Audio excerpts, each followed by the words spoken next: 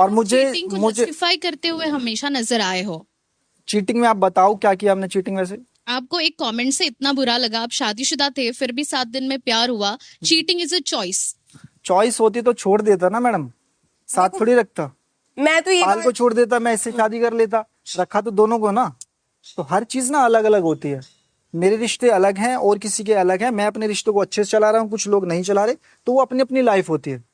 तो मेरा कहने का मतलब ये है, अगर ऐसा होता तो मैं पायल को छोड़ देता, इसको रखता, पर मैंने दोनों को रखा और दोनों को इज्जत दी। और आज जो भी कुछ कर रहा हूँ इन्हीं के लिए कर रहा हूँ। विशाल को आपने बहुत कुछ कहा, जी जी, मगर नैतिकता का पाठ आप ना ही पढ़ाएं तो बेहतर है। एक बीवी के रहते हुए आप उस बीवी की बहन जैसे दोस्त को उसने बुलाया, आपने उससे शादी कर ली, आप जवाब दे चुके हैं। पर सिर्फ ये शब्द मैं आपको बताना चाहती थी, आप कितने भी मीठे शब्द बोल दे, ये गलत है कि आपने एक बीवी के रहते हुए दूसरी लड़की से शादी करके आप जस्टिफाई करते हैं उसको, बार बार जस्टिफाई करते हैं कि सही है मैंने रखा, मैंने ये नहीं किया, ये तो सबसे पहले तो मैं ये बात बोलूंगी कि हम एक रियलिटी शो में जो चीजें बाहर है वो मैं बाहर भी अपने ब्लॉग से बता चुकी, तो मैं इधर आके ना लोगों से झूठ नहीं बोलना चाहती थी। जो चीजें हैं मैंने वो बातें करी, और ठीक है मुझे प्यार हुआ, मैं मानती हूँ मुझे प्यार हुआ, और हर किसी को प्यार होता है। और अरमान जी ने मेरा साथ दिया, और पायल का जो इस चीज के अंदर पूरा का पूरा हाँ था, मतलब पायल ने हाँ करी तभी ये शादी हुई, तभी ये चीजें आगे बढ़ी। तो भाई ये जो चीजें ये हमारी पर्सनल है, हम तीनों की अंडरस्टैंडिंग है। और जो आप बोल रहे हो ना कि डायन ये सब, तो भाई ठीक है, ये मानती हूँ ये चीजें होती है, बट मैं यही बात बोलूंगी कि सबसे इंपॉर्टेंट होती है अंडरस्टैंडिंग, जो कि हमारी है। और चीजें बहुत ज्यादा खराब हो चुकी थी, मैंने सुसाइड करी, मैंने अपनी चीजें खराब की, मैंने मरने की कोशिश करी। एक ऐसा टाइम आ गया था कि हम तीनों अलग हो चुके थे, मैंने रिश्ता खत्म करने की कोशिश करी। मैंने ये टाइम भी देखा कि मैं इनकी लाइफ से अलग हो जाऊं, पायल हमारी लाइफ से अलग हो जाए, हम तीनों अलग हो चुके थे। अलग होने के बाद मुझे फिर एंड में चीजें समझ आई कि हाँ मैं नहीं रह सकती। सवाल का जवाब नहीं दे रही है, मैं कह रही हूँ कि अगर आपके साथ पायल ऐसा करती तो आप बर्दाश्त करती, बस मेरा सवाल इतना है। बाकी आपकी पूरी कहानी तो पूरी दुनिया जानती है। तो देखो चीजें जब होती तब की तब मैं देखती, बाकी जो पायल ने किया वो बहुत, मुझे पता है पायल ने सही किया है, और मैं अगर पायल की जगह होती तो मैं भी यही करती। Thank you. मैं आप दोनों को कहना चाहूंगा, चिट भी मेरा पट भी मेरा, ये कैसा गेम हो रहा है? 7 दिनों के भीतर आपकी बहन सी दोस्त का पति आपको शादी के लिए प्रपोज करता है, तब आप इनसिक्योर नहीं होती हैं।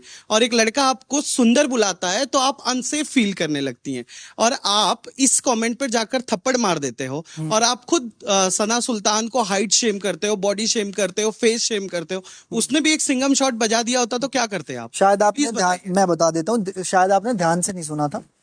वो बॉडी शेमिंग नहीं थी। पहली नंबर तो जब वो यहाँ पे कर रही थी उस वाला, उसमें मैंने बोला अगर तू हिल उतार दोगी तो ये बोलेंगे बच्चा किसका है। सर इसे ही बॉडी शेमिंग कहते हैं सर। चलो आपको लगता होगा उस टाइम, उसको डिस्टर्ब, आपको कितने जन को लगता है? सबको वही लगता है, वही बॉडी। चलो सबको लगता है, चलो सबको लगता है, ठीक है। और यहाँ पे वो उससे पहले वो मुझे डिस्टर्ब कर रही थी, ठीक है, मैं उसको डिस्टर्ब कर रहा था।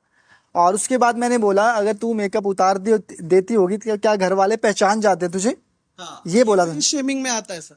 सर मुझे, चलो उसके लिए मैं माफी चाहता हूँ। मैंने ये बात उसको भी बोली थी, अंदर भी बोली थी। हाँ, लेकिन आपने सुल्तान से उस वक्त माफी नहीं मांगी? नहीं, अंदर जब मेरे सामने आई थी और अगर बात, वो थप्पड़ मार देती तो क्या जस्टिफाई होता ही है? कर लेते सर। और कृतिका जी आप बताइए, आप अनसेफ फील हो गई थी एक सुंदर कह देने से? सर वो सर सुंदर एक नहीं। सेकंड, सिर्फ बात क्या हुई थी जब पायल शो पे आई थी, सेकंड वीकेंड का वार था जब अनिल सर ने बुलाया था, तो जिस तरह से वो वाक्य मेरे सामने आया कि विशाल ने जो भी मेरे बारे चीज थी, ठीक है, वो अचानक से वो जो चीज आई कि मेरे बारे में वो लवकेश को बोल रहा है। लवकेश ने जब एक्सेप्ट किया, क्योंकि लवकेश था वो सुनने वाला, जो इंसान सुनने वाला है वही बता सकता है कि उसके साथ वाला सही है या गलत है। तो जब लवकेश ने बताया कि विशाल गलत था, तो मेरे दिमाग में विशाल के लिए जो पिक्चर थी कि मेरे यहाँ पे सब दोस्त है, सब फ्रेंड है, सब भाई है, वो एक चीज चेंज हो गई थी। तो बस वो चीज के बाद मेरे दिमाग में यही था कि मेरे जब तक इस शो में विशाल है मैं उससे बात नहीं करूंगी, और उससे पहले तो सब कुछ सही था। विशाल ने डे 1 से भाभी को मुंह पे बोला है, भाभी आप कितनी क्यूट हो, कितनी सुंदर हो, तब इनको अनसेफ फील नहीं हुआ। After that incident she started feeling unsafe. एक सेकंड, किसी को सामने, आप मेरी बात समझे, किसी को सामने बोलना, अब रणवीर जी भी अगर मुझे सामने से तारीफ करे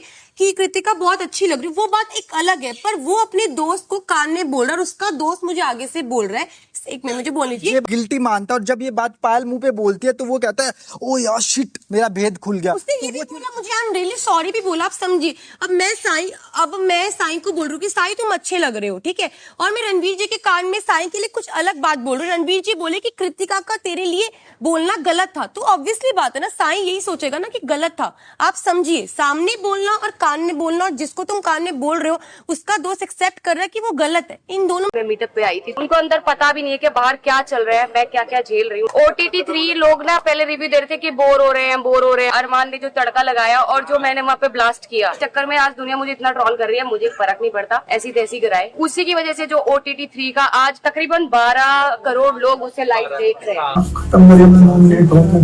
हमें सुनाया वाला दबा लिया ना, कुछ डांस करने को नॉमिनेट कर दूंगा। ठीक है। अब रोज भी घड़ी रोटी चाहिए मुझे, बहुत बुरा लगता है। मुझे भी लग रहा है बुरा, मैं रोक नहीं बना सकता।